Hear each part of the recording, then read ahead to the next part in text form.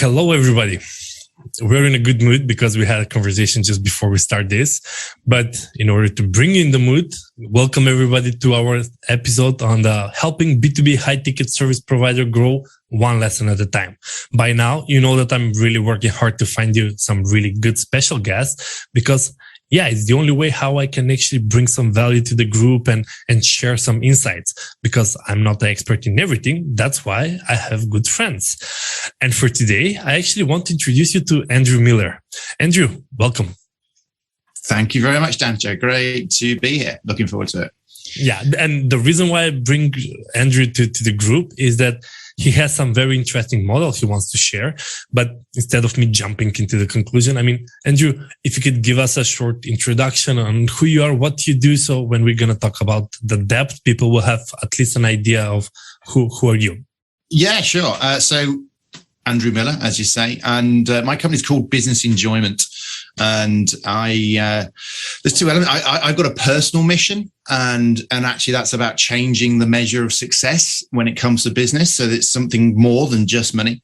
And just to quickly flag up, I don't have an issue with money. This is not one of those, let's give everything away kind of things. No, but it's just where our focus lies. And then the actual business enjoyment, and the intent behind that business is to create a place where people can come, business owners can get everything they need on business development and personal development, to make sure that they are successful, but enjoy the journey at the same time, which is one of the challenges we often get. It's like we can get some really successful people, but actually what's going on inside. Do you want a quick intro as to how I got here? Is that what you were looking for? I don't have a structure in this kind of thing. It's worth knowing because my background is relevant. So I used to work for KPMG, which is one of the large accountancy consulting firms. Many of your listeners are probably familiar with. I was in a very specialist section. It was in the arena of insolvency. Now, the way insolvency works is different around the world, but in short, company in the UK and Commonwealth countries, company goes bust. The banks appoint a firm of accountants to come in and run that company with the intention of keeping it going and hopefully sell it and save all the jobs and maximize the return. So basically my job for 17 years was running businesses. Nice.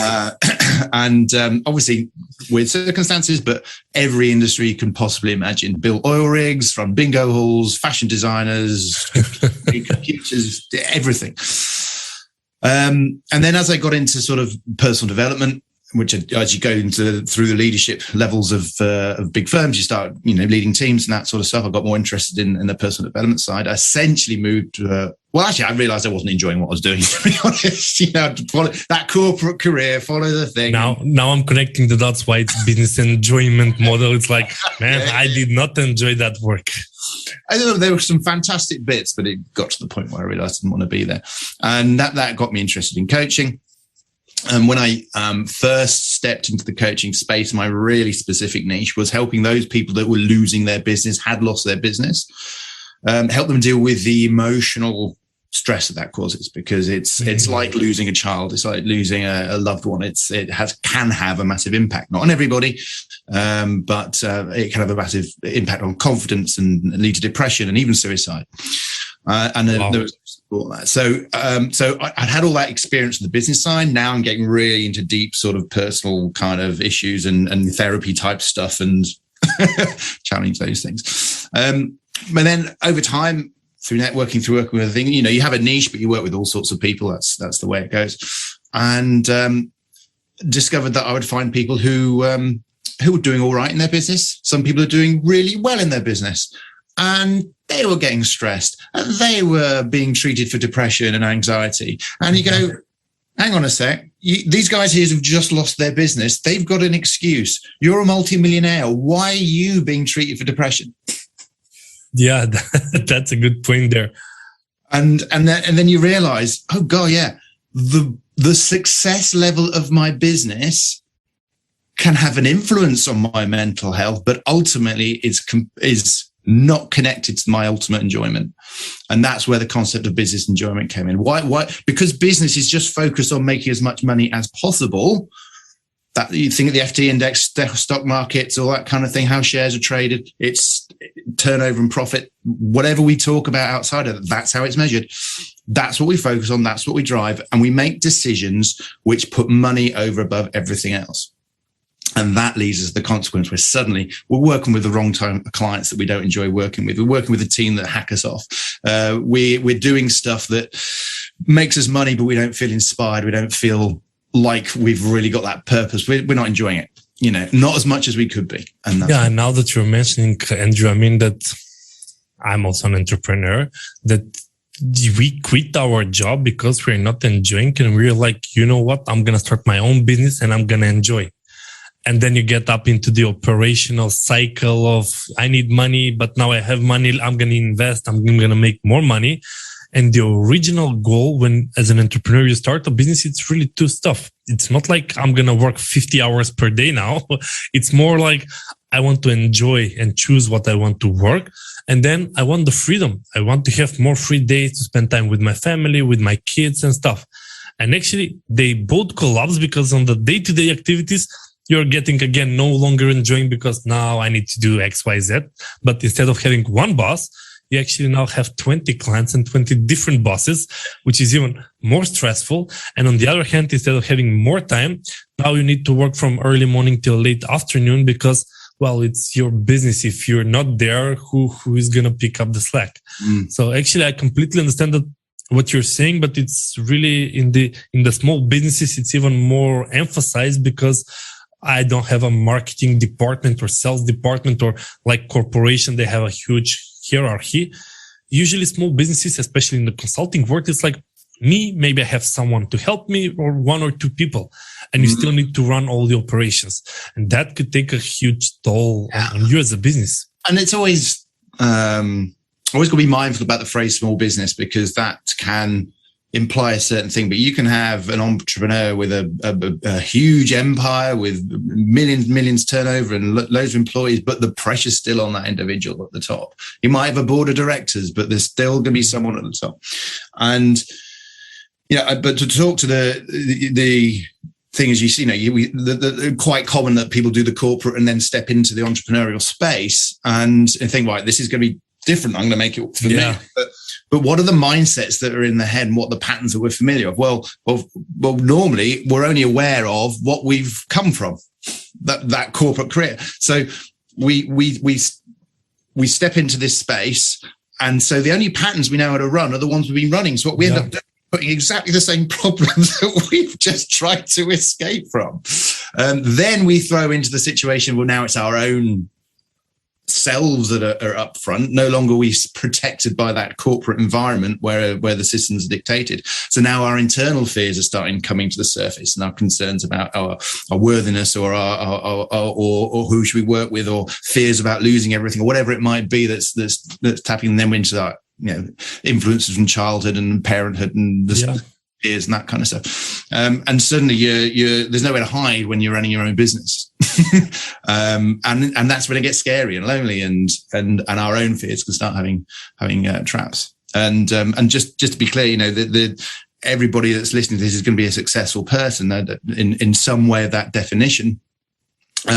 But look closely, because 9 times out of 10, the thing that's got you to where you are now is also the thing that holds you back from getting even further to the next level. I'm a driven individual. I've got a work ethic that nobody can beat. You want me there in 7 in the morning, 6 in the morning, 5 in the morning, I'll be there until midnight, whatever it takes. The business whatever it takes. Well, what happens later on when things get stressful, when your body starts breaking down, when your mind starts breaking down, you force through it, you keep going through it until you get to the point where you get burnout and break and snappage. And actually what the thing is needed at that point is to pull back the absolute opposite of nose to the grindstone, keep going, or else you're in trouble. And that's where you get this point where the thing that got to where you are is the thing that holds you back from moving forward, as an example. Nice. There was a quote, I think someone said, that you cannot save the same problem with the same mindset that you had when you saw the problem. So you actually need to change something, so start looking from a different angle and then get to the next stage. It's one of those quotes that's attributed to Einstein, but like most quotes attributed to Einstein, we're not totally sure whether he ever actually said it or not, but let's run with it. It's fine. Someone said it, nobody believed him, and then he said, "You know what? Einstein said it," and they're like, "Oh, very smart guy." Nice. Yeah, but Andrew, you got me thinking. I think this is a big problem on a large scale. It's not like only few people are stuck in this mindset that they are struggling as a business owners, because I mean, I'm a management consultant as well, and I work with several associations, and people are genuinely stressed over business. And somehow in the priority, we always say, family comes first, then it's the business and stuff, but that's like on paper. And then if you're saying, okay, I know what you're saying, but let me see the actions, somehow business always comes first.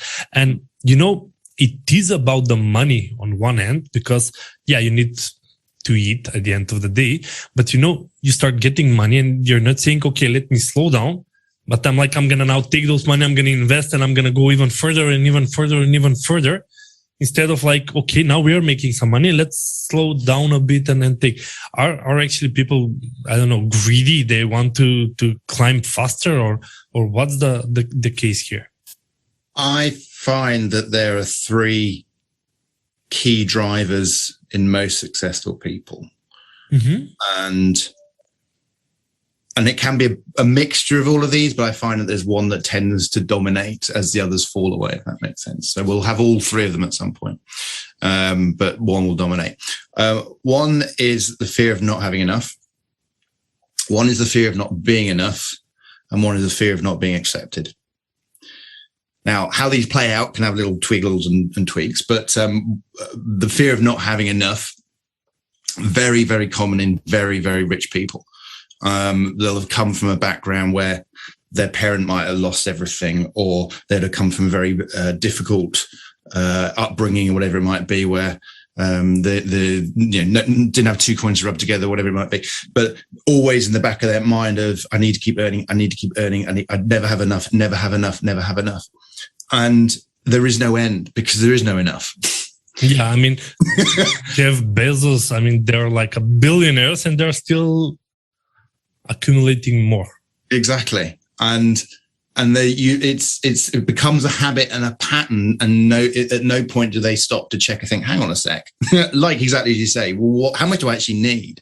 What do I need it for? What's the purpose? And you do see shifts. So Bill Gates is a great example, and everyone's got their own opinion. I'll use a specific element. It's not a question on the man himself, but richest man in the world, but then shifted into turning that money into philanthropy. And how do we get rid of malaria? And how do we, now I know there's all the conspiracy theories, I'm not into that, but that's not what I'm talking about. The principles there is like, actually, I'm now taking all this stuff and for my intention, I'm turning it into a force of good sort of thing. So he's shifted and Actually, you had a really good point there. I had some weird memory, but at university, we were learning about Maslow hierarchy of needs, where, the hierarchy at the bottom is you need the primary drive for sex, food, and security, and then connectiveness and family and social. And the top was self-actualization, I think it was.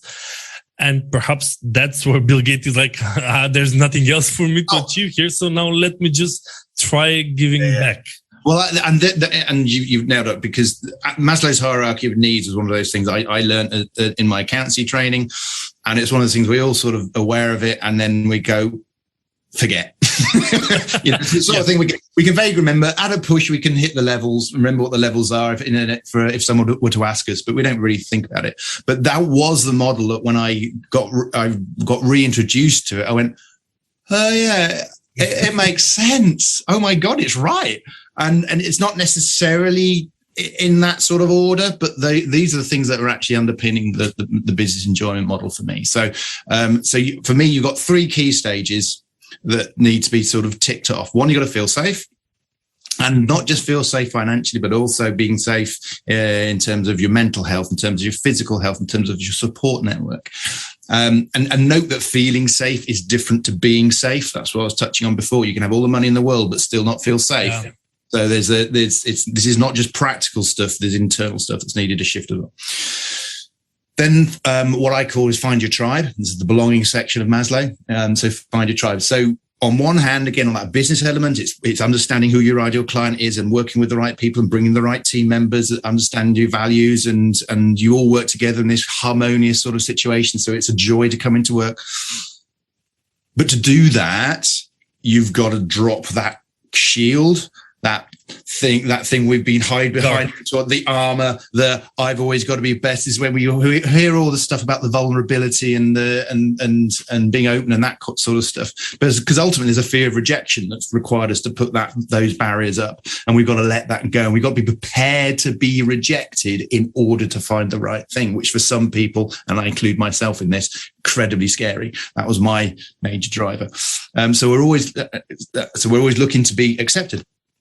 And then esteem is what Bazo talks. I call it about inner confidence. And for me, it's about taking external feedback, but not taking it personally. So on one hand, we're going to get all the testimonials, the good repeat business, the referrals, all that sort of stuff, telling us we're doing good stuff, building the business in that way. But do we know we're doing good stuff? What's our sense of worth like? Is the imposter syndrome kicking in, and actually we're sort of dismissing ourselves at the same time? So we can have all this great stuff, but not feeling that sort of things. So those three things there are what I call hygiene factors, in the sense that if you're familiar with the hygiene factor, and I think that's Hertzberg's motivation model, there are certain things that we expect. You go to a restaurant, you expect the plates to be clean, you expect the knives and forks to be clean. You don't go onto TripAdvisor and go, I went to great restaurant yesterday, cleanest plates I've ever seen. It's not what you do. It's just expected. But if it's dirty, you notice it, and that's where the things blow up. So with these three things, there's a limit as to how good it can get. So you notice when it's missing, you notice when you don't have enough money, you notice when you're not working with the right kind of people, you notice when you're feeling valueless or unworthy or whatever it might be. But there's a point where you can only get so much of that. You can only get so much money. You can only get so much around you. Then you step into the bit above that, and that's in Maslow, self-actualization, which no one really understands what it means. And two, people got there. And he does it in a pyramid with layers, and the longest word is reserved for the tiny bit at the top. Yeah, come on. Anyway, I think that the whole point is people stuck usually at the low levels in terms of like either on security, either on food. They cannot put food on the table, and you cannot think about self-actualization where some of the lower layers are missing in your business or in your personal life, actually. And it's interesting because this is why it's not a layered pyramid. But for me, for self-actualization, I convert to purpose, sense of purpose. And it's about the key element of purpose is that the primary beneficiary is somebody else. You're doing it for a reason that's bigger for you, more important than you. However, you are allowed to benefit from it at the same time. But when you're fully connected to that purpose, then you get into flow faster, you understand things better, and you move into enjoyment a lot quicker. But what was interesting was that it's not a case of you need to tick all those three boxes and then find purpose. Because with going back to my working with people who'd lost everything, and then the first book I wrote, which was in that space, it was interesting how the people who had, in business terms, gone through the worst that you can go through. I appreciate in life you can go through a lot more worse, but in business terms, it's the worst. They lost everything, made them really think about what was important to them, what mattered. And those that jumped up again, got going and became, inverted commas, successful again, were those that found out what was really important to them and discovered their sense of purpose. So even when they'd lost all the other things, it was the sense of purpose that brought them back in and drove them through the other three things. Got it. Well, I'm actually curious, Andrew, because I have now an idea of the model that you have that, it's, of course, it's not just the physical, it's the mental state.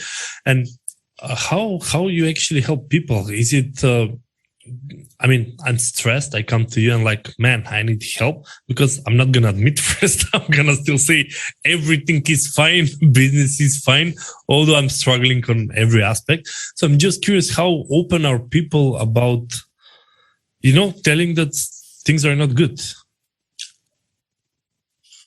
Well, there's two elements there, because one of those is marketing and one of those is how do you help people, and they're two different things. Yeah. That's a good. One is how you're attracting people to reach out to you, and the other one is, I understand that you're saying people, you need to start looking with a different mindset. That if you're measuring the success just by numbers in money, in value, then you're growing perfectly. But if you're measuring your success in enjoyment, well, you need different KPIs, different metrics, actually. Yeah, and if you think about the levels I talked about, the traditional one, which when I started off, it's the measure of success is how much money you make. That only really taps into that bottom one, and you're missing out on all the others, and that's the thing. So, I mean, I'll try and let me just quickly cover both of the areas in terms of marketing. Well, one thing I've noticed, and this would be interesting to see what your viewers are, maybe they've got this covered, but I've noticed before I got into the business enjoyment sort of side of stuff, because obviously it shifted and moved to get to that point. But what I did discover that was when you start marketing to a problem, which is the standard model, you attract people who have a problem. Makes sense. And if you're attracting somebody that's got a problem, by very nature, we are those sort of people who tolerate that put up with stuff, that don't wait, that don't do things quickly. We wait until the last minute. So most people are turning up when that problem is really bad, and then it's hard to do something. That's how we go to doctor as well. So we go to doctor. It's hurting me, I can survive. Then when my legs have fallen off, maybe I'll go and see the doctor. Maybe it grow back. So when you market to problems, you get people turning up with problems, and usually that's money. And as we mentioned before, so you got people turning up that don't have any money. So don't market the problems. True. Arguably, unless you get the right problem. I'm being facetious a little bit, but there is an element of that needs to be thought about. So I do also market to solutions, so or positivity. So when I talk about my strapline, as you may have seen on my stuff, is I want you to enjoy your business so much it makes your bits tingle. Yeah. Now, you can have all the things going right for you. You can have loads of money. You can work with the right kind of people, feel good about what you're doing. And I called it the 7 out of 10 trap. If you say, how's life? How's business? Well, yeah, about 7 out of 10. Yeah, that's all right.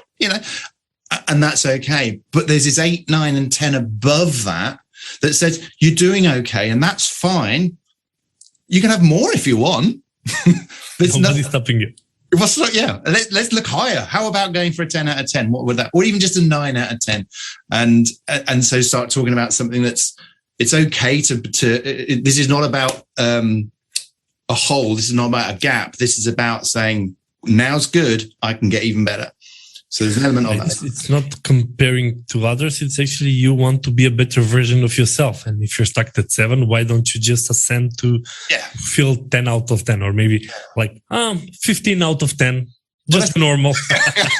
Let's at least go for an 8, But we've been trained through life to think that 7 out of 10 is good. Yeah, it could be worse. That's usually it could be worse. Exactly. Hey, I'm not a 5, I'm not a 4, and it's only when it drops down low. So start moving the thing. And then in terms of how do I help people, well, a number of different ways, because everyone's different. But first off, if there is an issue with any situation, there's 3 solutions. 1, change the situation. 2, change the perception of the situation. 3, change your reaction to the situation. So let me use a very simple concept. If someone's scared of spiders, spider runs on the floor. Change the situation, get somebody to remove the spider. Change the perception of the situation. It can't hurt you. It's more scared of you than you are of it. You're hopefully bigger. And that can work in some cases, and that's where a lot of coaching sort of stuff comes in. It's that different perspective. But if you've got an absolute fear of spiders and a phobia, none of that's not going to help at all. So you need to do some deeper work, and it might be hypnotherapy, it might be whatever it might be, to go through the NLP, to go through the change model and change your reaction to the spider. So I work in all those camps. So depending what people do that come in, then we'll work on that. And then obviously above that is, let's find out what your purpose is. This is more than just the why. It's not just Simon Sinek's what's the why. It's like it's finding that thing that's inside of us and connecting that deep thing within that why to that external mission that we want to achieve, so that we know every day what we're doing, why we're doing, and what we're doing it for. And we get excited, exhilarated to know that we're making a difference every day we get out of bed. Yeah, that's the inner driving force, actually, that keeps you, even when things are bad. If you have that inner motivation, you still keep going.